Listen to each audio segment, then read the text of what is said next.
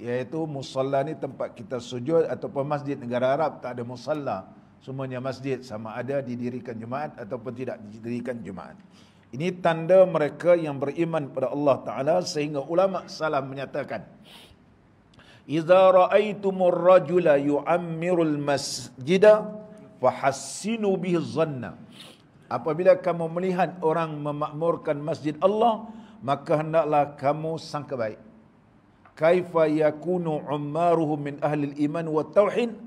Bagaimana adalah orang yang memakmurkan rumah Allah itu adalah ahlul iman dan ahlul tauhid, dan hati-hati mereka itu tergantung dengan masjid, dan jasad-jasad mereka itu berjalan menunjukkan masjid. Maka inilah petanda bahawa mereka itu beriman kepada Allah.